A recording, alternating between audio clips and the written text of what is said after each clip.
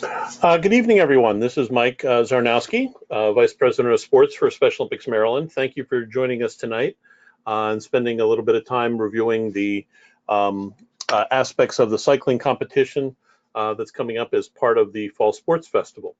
Um, given the transition that we have with Kristen stepping down, Kristen Mullins, and moving on to a volunteer role, ultimately with Special Olympics Maryland, but her new professional role with Anne Arundel Schools. And while we do have the new sport director identified, he won't be starting full time with us until the 5th of November. So I actually will be the venue manager or venue director for cycling. So I'll look forward to seeing you all there. Just a second there. So just want to cover a few things. Most of this should be familiar with folks. I did want to point out there, so as part of introductions, so Zach Cintron, who is our new sports director, he's got the same sports that Kristen had previously. He'll be cycling, kayaking, bowling, snowshoeing, and swimming. Zach actually will be with us at the cycling venue on Saturday. He's coming down on Friday or Thursday night and to help set up on Friday. And he'll be with us all day on Saturday. So you'll get a chance to meet him and can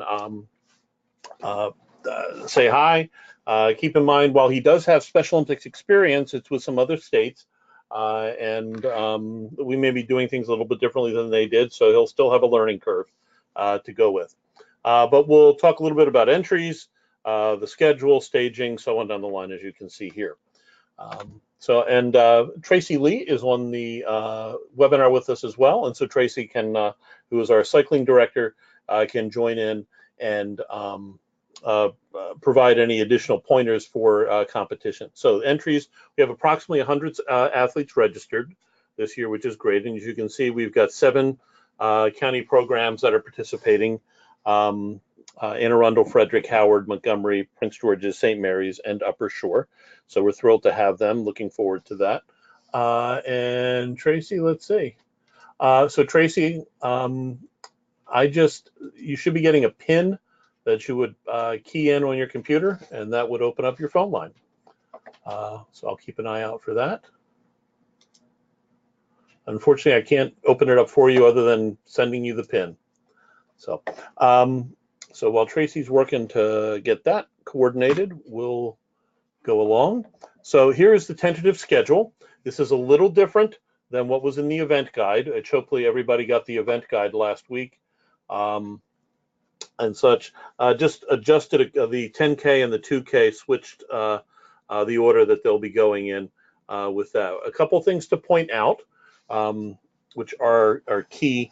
If you have anyone in the 15K road race, we will be staging that actually just a little bit before opening ceremonies. And the concept being, this is a new race that we've added. It will be run by itself. It's not going to be part of another race and such. So let's see. I'm sorry, Tracy, I still can't open up your line. I'll keep sending you that pin. Wish I could open it. I could do more, but I unfortunately I can't. Let's see. She said she put the pin in.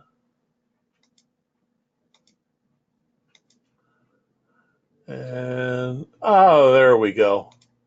There you go, Tracy. We should be able to hear you now. Okay, perfect. It was too many hashtags. You had too many hashtags. The first one was I think I hit it too many times. So welcome, Tracy. We're thrilled to have you on the line. So anyhow, I was going through the schedule. So with the 15K being a standalone race, not coupled with another race, we're fitting it in immediately after opening ceremony. So we want to have all the racers staged right by the start line, or in that staging area right there, prior to opening ceremony. So the moment opening ceremonies is done, we can start that race, or almost the moment it's done. Then we'll go into the 1K time trial, the 5K, and so on. Please note there that the times that are listed are tentative. We will go, as soon as one race is done, we'll go right into the next race and keep rolling. You'll also notice that we don't have a lunch break built in We'll do that on a rolling basis for the volunteers who are running the competitions, but that should lead to a much a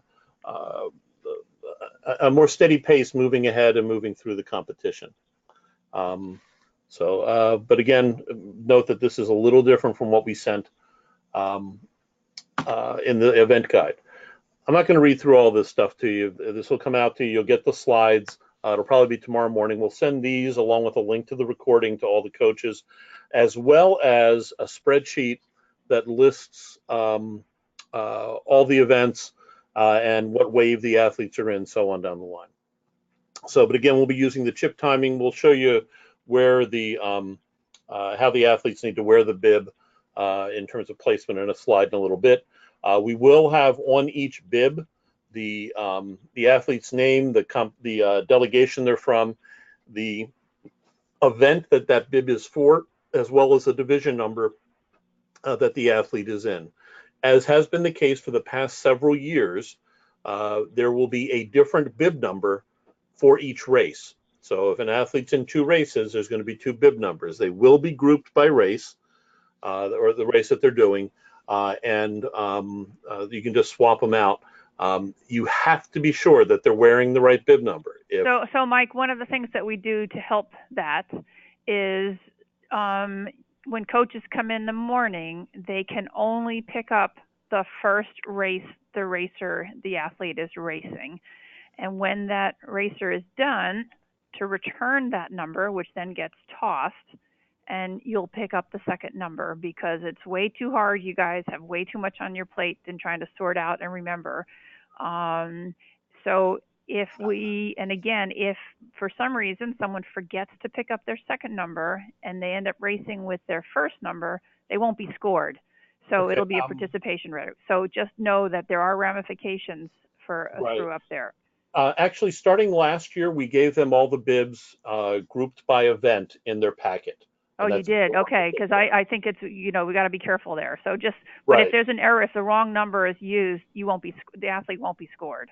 Correct. Yeah, there'll be there. It's one here as well that if you don't swap the bib out and so on, but they'll be grouped.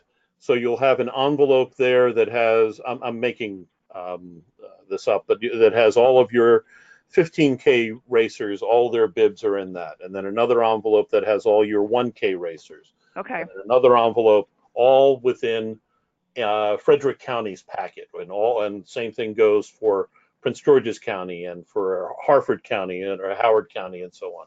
So folks can go through that. But as Tracy indicated, it's absolutely essential that you have them wearing the correct bib. The folks at the start line are not going to be in a position to verify that each racer has the right bib on, that they're not wearing a bib, or check the event on that. That's just not realistic.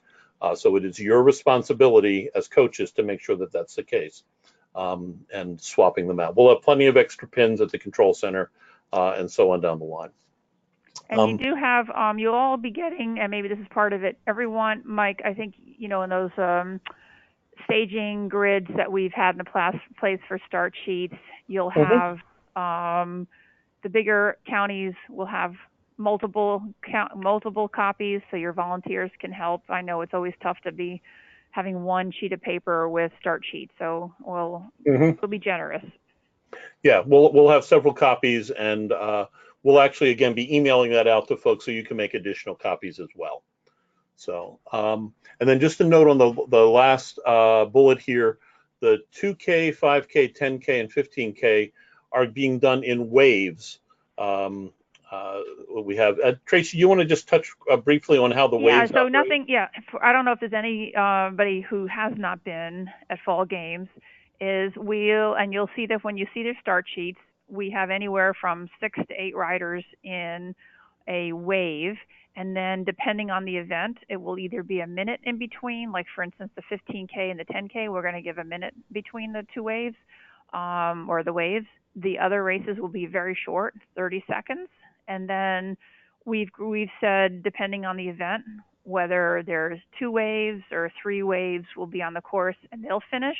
And then the next groupings. Now, right now, you'll see when you do get your start sheets, we say, and I'll use an example, waves 1 and 2 must finish before we start wave 3. Well, what we might find as we move down, and as we've done in the past, there's some scratches, or we kind of realize the course can handle a few more folks. We might all of a sudden move another wave up into another start time. So you just need, we'll be communicating that and we'll know that. And Chris has been a super help on that. So we've been very flexible, but at the same time, we're always very cognizant things take longer than we expect. So there's a lot of, everyone's part of making this event successful. Right. So lots of communication, but there's nothing in stone, because we could say, hey, you know what, we need to have less waves on here, but normally we've actually ended up putting more athletes on, because all of a sudden we always have scratches, and we find out we have 3 riders in a wave. We're like, we can move some folks up. Okay. And then Gretchen asked the question about the staging sheets. Yes, you'll be getting that information probably sometime tomorrow when we send out the slides, as well as the link to the recording of the webinar, since not all the coaches are able to join us tonight. So we were able to get the information to Tracy, and Tracy did a bang up job of turning that around pretty quickly. So we'll be good to go on that. So let's move along. Whoops. So Mike, is it too soon to talk about the 15K specifically, or is there another spot? Actually, there's a slide that we'll touch on. So. Okay, perfect. Okay, so we have that down under rules, okay, reminders and such. Great. So just folks should be familiar with Fort Ritchie.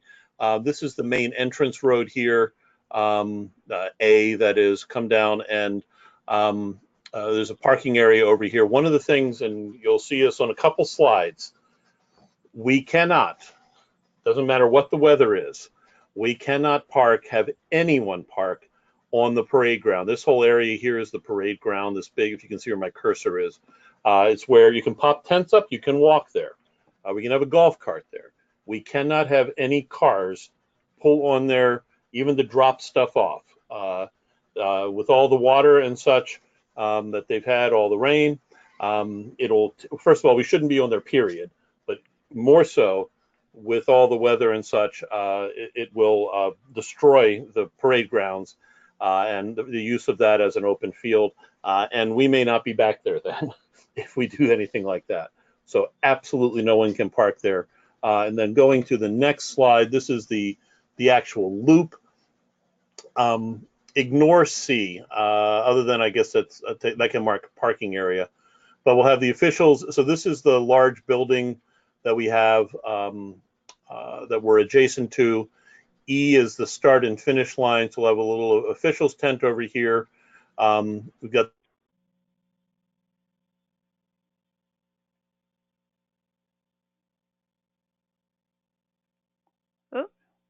right next to that. You'll check in and pick up your stuff, your packets from the registration tent that's here, and there'll be signage there. It's all, if it's not in exactly the same spot, it's in roughly the same spot. We do absolutely encourage everyone to bring pop-up tents and such, and you can put them out here pretty much anywhere that is not in the way on the ground. I'm going to make one note about the tents. If anybody's seen the forecast, it looks like we could have pretty high winds up to 16 miles an hour. So okay. If you're going to bring tents, bring some stakes for them. Yeah, yeah. Last I checked, it was 8 miles an hour. So if that's changed, it's good to know. One site I was just looking on now is saying west at 16 miles an hour, but who knows? 8. But anyway, you should be prepared. Okay, and then Gretchen's asking, as far as not parking on the field, is there a place to get athletes out of the elements? So yeah, so your pop-up tents are one. There is some space certainly in the ceremony tent. Excuse me. Excuse me.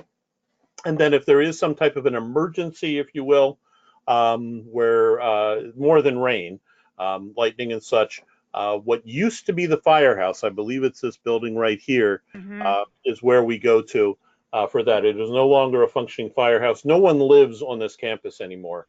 They still use it though for a number of activities. In fact, there's a wedding, I believe, going on there on Friday while we're setting up. So they can go over there. But but yeah, hopefully that answers your question, Gretchen. So again, and then Tracy, I know this is the 1K loop. Roughly, where does the 500 start? Is that back up here? 500 start. Well, yeah. I would say just right where your cursor is, and just back it up towards the start line, going backwards. Yeah, just about somewhere. It might be a little bit further, but somewhere in that Okay. last quarter in that area. Okay, and so they'll stage in the regular place and then be brought around to there. Is that correct? Depending on where we are and what's happening on the course, and who your athletes are, I tend not to have people go counterclockwise if we still have racers. So, we'll just have to play it by ear as to which way we'll go. So if everything's done and we've got some pretty, slow riders for the 1K. So, we just have to determine what's the best way to start moving them to get there, in time for the start. Okay, but we'll get them organized in the same staging area and then bring them around in some way, whatever the direction is. Yeah, there are. It's not a huge number.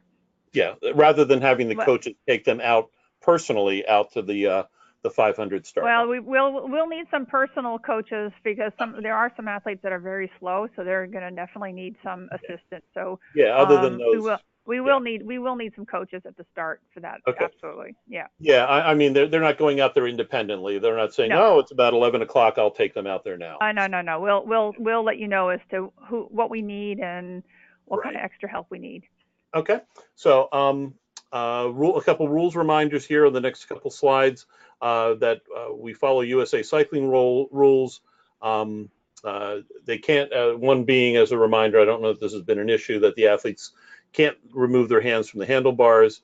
And then here, Tracy, this notes about the 15K and that it's actually a road race, and the rules of an actual road race may come into play.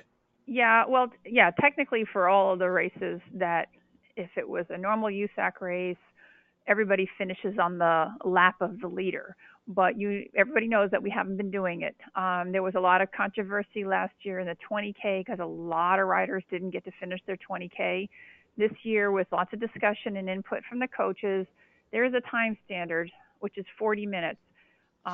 Depending on what the wind is doing and how long, we've allowed for an hour slot. However, that's, we still need to move stuff, is if there's a rider that looks like they're going to go more, substantially over 40 minutes, like maybe they're going to need more than one lap to finish that 15K, they may be asked to, quote, retire, because everybody will be run. We will, again, like everyone else, all the other road races, we're going to be dependent upon the coaches to keep track of the riders' laps, because the officials will not. The lap cards and the laps will be on the leader. Okay. Okay, great. And then one other note in terms of that, not that we have many of these, but protests. If there is a protest, you can file it at the control center. It has to be within 30 minutes. We'll have protest forms there. One thing to note with this, I don't know that it's been an issue with cycling. There is in Special Olympics what's called the maximum effort rule. What that basically means is that if that an athlete in their preliminary times, whatever they were used in terms of representing and putting in their for their entry scores, need to have been doing it fairly and using their maximum effort, so that when we do the divisioning, athletes are grouped by comparable ability. That is something that is protestable. If an athlete has, I'm making numbers up here again, let's say was entered in the 15K at 40 minutes and finishes it in 25 minutes here at the event. Obviously, they're going to be in a mismatch. I don't even know if that's possible, but they're going to be in a mismatched event. And a coach of the head coach of for an athlete in that athlete's division where your athlete was affected, you can file a protest about that. Now, folks sometimes are hesitant to do that. There are many different options in terms of what the consequence is. First, we need to meet the rules committee, or the sport committee for cycling would need to make a determination as to whether they actually did overperform or do better than than would have been reasonably expected. Usually we use about a 30%, 25 to 30% difference in Maryland at least. And then secondly, determining what we think the cause was. When we've been doing this at the track, most of you know I used to run the track, but we've been doing it there for probably 15 years. And in most cases, there's been a couple exceptions, but in most cases, the determination is, it is not that the athlete or the coach was trying to cheat. And some of the results that can happen with that then are the athletes could get redivisioned. We could split the division. We're not going to rerun the race. It's only been a very small number, I don't know, less than 5%, where the other athlete was disqualified because it was clear as day that they deliberately gave an inaccurate score or a score that they should have known. So that is an option that's there. That's one of the ways that you as a coach can protect your athletes' interests. We're not talking about, we're in the spirit of things, we're not saying, hey, do this so that your athlete can get a better place. It's really, if it's really unfair. Well, I think you'll see when you get the start sheets, the division is listed in those start sheets. And I think most of you know who your athlete has competed against before. And if for some reason, whether it's my mistake or something, that they've ended up in a division with somebody that you know really is not a match for where your athlete should be, simply reach out to us sooner rather than later and ask for a redivisioning. We do that at World Games because it happens all the time.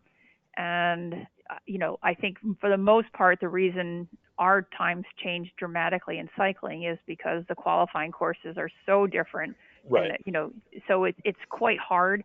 And we just haven't we've never had a disqualification. We potentially might move somebody to another division, but, we know that there's a lot of variables in the courses that you're all racing on. And, if Saturday ends up being slow and windy, guess what? I don't think we have to worry about anybody going over. Right.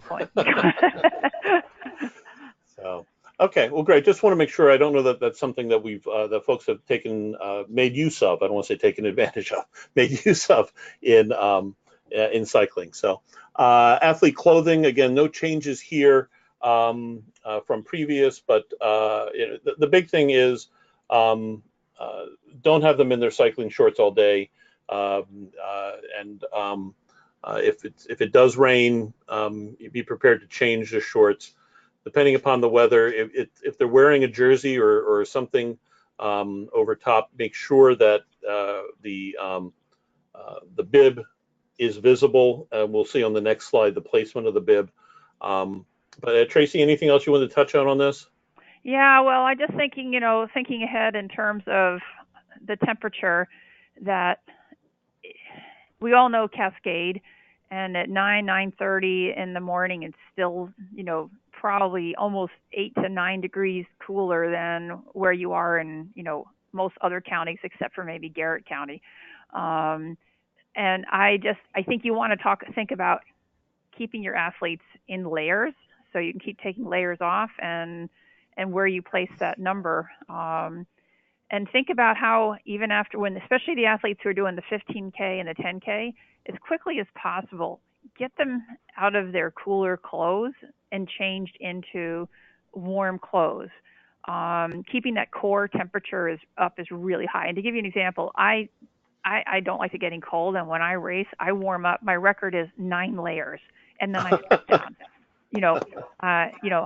But I strip down and I change over to having nice dry clothes. But they will have gotten their core temperature up racing that 15K. So they're not going to feel that 50 or 55 degrees when they finish, but they will shortly thereafter. So, get them warm. I think because you are going to have tents, you're not going to have cars. Bring your parkas, bring your blankets. It's going to feel cool. It's not, even if it stays at 8 miles an hour at 50 or 55 degrees, we're going to feel cool, all of us. And for you as coaches, I encourage you to bring thermoses, and for your athletes, bring thermoses of hot tea, hot chocolate, something to keep them warm. Mhm. Okay. And in terms of this, do you want to touch on where you as an official, excuse me, need them to place the bib? Yeah, this is probably, it's a little bit hard to see. So what you're looking at is somebody bending over on the side. So that's a side view. So it's a little bit tough. That's not the greatest shot. But what we want is when we want that number in that direction because it's easier to read than up and down. And, you're just kind of hitting that side part of their body. And Mike, I know you have plenty of pins, and I would encourage people. You can see one of the things, and this is, I know I'm known as the pin guru here, is some of your numbers have holes in them, and I don't know if your particular numbers do.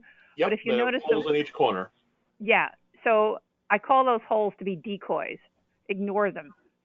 And if you'll notice those pins, we actually are going through the paper twice to keep Yeah, you can see that. more paper for the pin, and you don't have what I call the flapping number syndrome and tearing clothes and just harder to read. So, I mean, I use you can see there's 6, 7, there's probably 8 pins on this particular jersey. Yeah, one here. It's almost like you're stitching it onto the shirt. That's exactly right. For anybody, I'm going to date myself. I had home ec, which I flunked, but I say use the basting stitch with your pin. Okay. But forget the holes are absolute decoys. Okay. Yeah, well, or the holes are there actually if you're using elastic straps and we're not. We're using pins. We're not. So. Right. And we'll have a couple thousand pins there. Please reuse them. Don't waste them. But we will have plenty of pins. And for those and for the riders who are in trikes, you can put them on their back we need to be able to see it depending on what their seat is. So it either goes on their upper back or on their back of their seat. So, and if you have it on the back of your seat, bring some duct tape or whatever you need to do to put it on them. So, think about those in adaptive bikes. How can we see that number? Okay. And for those who are on traditional cycles, you want it on the left side of the body. No, actually, no, because the numbers that we're coming around, it's it's on the right side. Oh, okay. So I think because we're going clockwise, and the officials are on the right side of the course. Okay. I think we've had in the event guide and these slides for years then on the wrong side. So put her on the right side. This slide is actually showing the left side. You're absolutely correct. Yep. Okay. So glad we asked, and we'll put that as a reminder. Oh yeah, there it is. All bibs on the left side. No, we want to say right side. So maybe before you post this, we can put a cross out and say right side. Yep, we'll edit it, and we'll also put it as a reminder in the email that goes out. So cool. Okay. Talking about one other thing in terms of the codes of conduct, many of you, I hope you're aware of this. There's copies of these. They were updated a little over a year ago. And there's copies of these in the event guide that went out. Not looking for people to be complaining, folks. Coaches and so on have been, generally speaking, great and very supportive. But please do look through those. That is another instrument or tool should we have any issues. There are codes for athletes, unified partners, coaches, volunteers, family members, and spectators. So if there is an issue with that you need addressed, you can actually, again, I'll be there all day. You can bring it to my attention as to whether, now, I mean, that's not to say I don't want everybody coming to me with every little issue that people have. But if there's a significant problem, let me know. And if it's something where we need to have somebody removed from the facility, we do have the authority to do that. Summarized there, very brief. It's in more detail in the guide, in the event guide, but for the coaches, just really obvious stuff. Respect for all, ensure a positive experience, act professionally. One thing to note is all Special Olympics competition areas are alcohol-free and tobacco/vapor-free. So there is, and of course, drug use is not permitted there either. But so vaping is considered smoking and is not permitted in any of the competition or event areas for that. But anyhow, just take a few moments to read through that. and such. And if I can just add one thing about the coaches too, is going back to the USAC rules. Most of you have been involved in our events before, and that coaches, unlike a lot of the other sports, are an integral part of the athlete's racing experience in cycling. So that means the coach can coach and tell them to go catch Zach, or, Adam, or don't let Adam catch you, the bigger gear, smaller gear, sit on the wheel, stop pulling. You can do all of that if, if the mechanical thing happens and you happen to be there, you can help your athlete get up, get your chain back on, and push them up to X number of feet. I forget how long it is, but most people, nobody's counting. So we've had a terrific coaches, and then again, reminding the coaches, this event works because all of you are so interactive and helpful, keeping track of your athletes' laps and helping with the staging and being part of the event. So this is really a unified event in every way possible. Okay. And then do you want to touch on the warm-ups and how people can make use of that time? Yeah, so because the only time the course really is going to be open for warm-up is in that before the 9:30 event. So for any of your athletes who need to get on the course and there is no time, because potentially there might be, but I'm going to plan on no time, is get your athletes on the course, get some what I call hot laps in for those who are doing the longer distance. And then for the other athletes, there are places, up by the parking lot on the other side. There's a little hill there. There's some places for your athletes to warm up. I absolutely encourage everybody to have their athletes getting some bike riding time in. Some of you have trainers that you can put the bikes on, but for the most part you don't. So there is roads there. I mean, I've raced in Fort Ritchie and done plenty of warm up right there within that area, and not breaking any of the Fort Ritchie rules. Mm-hmm. Okay. Let's see. Food, we touched on this before in terms of the second item there. Tracy mentioned about bringing some snacks and such, some hot beverages and such. In terms of the lunches for everyone, we have your order. They'll be delivered from the Mount. I'm not sure exactly what the time is, but they'll be delivered a box for your county or for your delegation. It will have a copy of what you ordered in there as well. And either the head coach, or if you have an HOD on site, send that person over there. Do not send over a parent. Do not send over individuals to pick up their own lunches and such. You're going to take it as a box or multiple boxes, depending upon how many you have there. Again, bring stuff to snack on. One of the things I think we'll do here is what we started doing with kayaking, and it worked extremely well. I know some of you are coaches for kayaking as well. As we gave at check-in, we gave each delegation a large trash bag and had them put all their trash there. And then when it was over, we went around, picked them up and such. It left the kayaking area, the park that we were in, it was cleaner than when we got there. And it just seems to work really well. And that way you're not looking for where do you need to throw stuff out. So we'll do that again here. Let's see, noted as we have there is no concession available there on this at the site. Bring those, it says coffee thermoses, but hot beverage containers, whatever your choice may be. And then if spectators or family need food that they didn't bring, there is a little mini mart that's not far away, right outside the gates that you've got there. For inclement weather, again, if it's just rain, depending upon the degree of rain, and this is actually Tracy's call as our competition director for this event, but we will race in the rain to a certain degree. And then if the rain continues, we'll, at her discretion, we'll pause the competition and then would restart once it clears.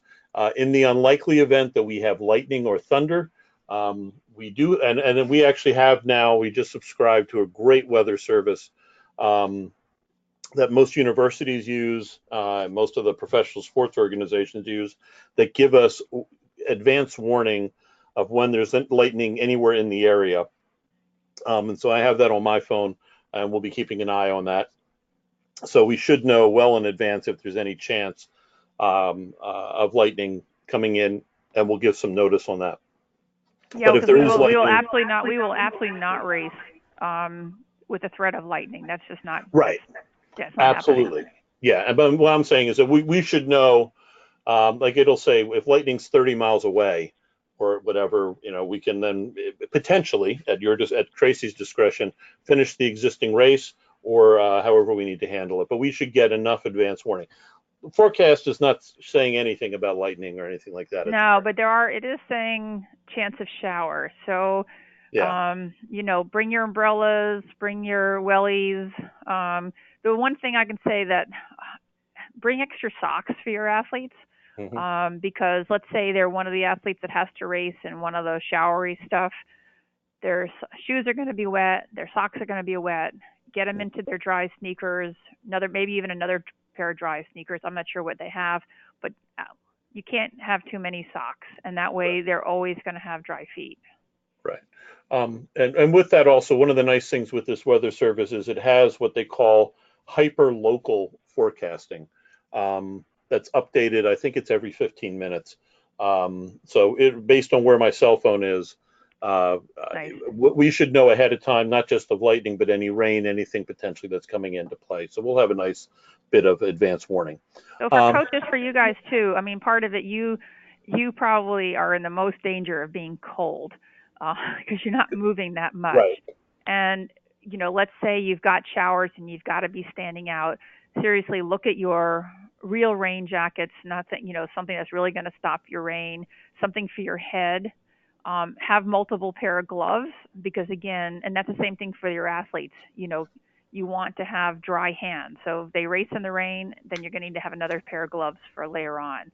And for your feet, because I can tell you I potentially be doing the same thing, is to keep your feet warm is Vaseline on your toes and then put your feet in a plastic baggie before you put them in the socks.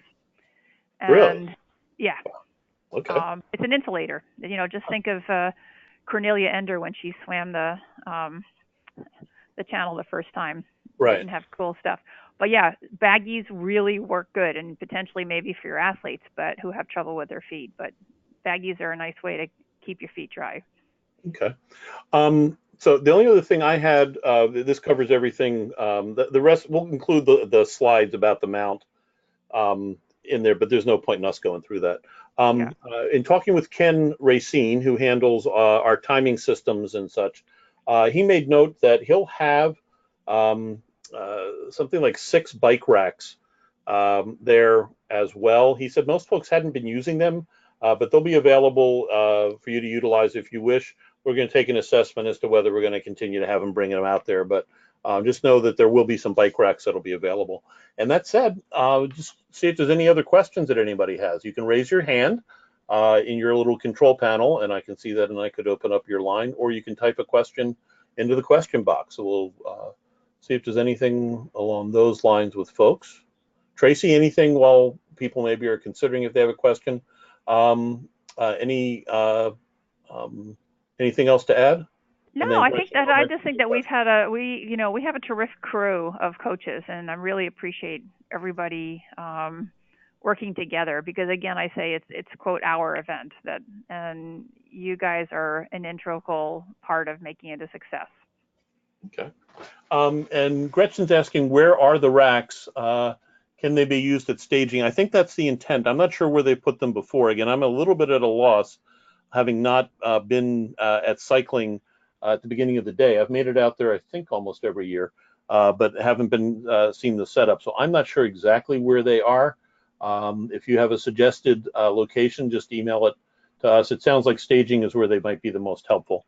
So we can certainly look at that and just make sure that they're not the racks themselves, nor the bikes when they would be on them aren't obstructing any of the competition course or any of the traffic flow, if you will, with bodies. But we can certainly make them in that general area. Okay. Any other questions? Okay. Well, thanks again. I'm going to back up to since we had some folks join afterwards. As I noted at the beginning of the session, we do have our new sport director who will be, he won't have started yet, but he will be on site, Zach Cintron. So please do, he's coming out to help. He's going to be an extra set of hands, but we wanted to make sure he had the opportunity to meet folks. So his official start day is November 5th, but we'll look forward to having him meet everyone. He's worked with Special Olympics Pennsylvania as an intern and Special Olympics Southern California. He was a local sport director there for them in the Inland Empire area, if you're familiar with that, Riverside and such. So we're looking forward to having him with us and getting a chance for him to meet folks. So please do say hi to him. And thanks again. We're looking forward to seeing you in a few days. If there's any major change in the weather, we'll also be sure to send that out to you via email so you're aware on such. But thanks much. Have a great rest of your evening. Great. Thanks, Mike. Thank Thanks, you. everybody.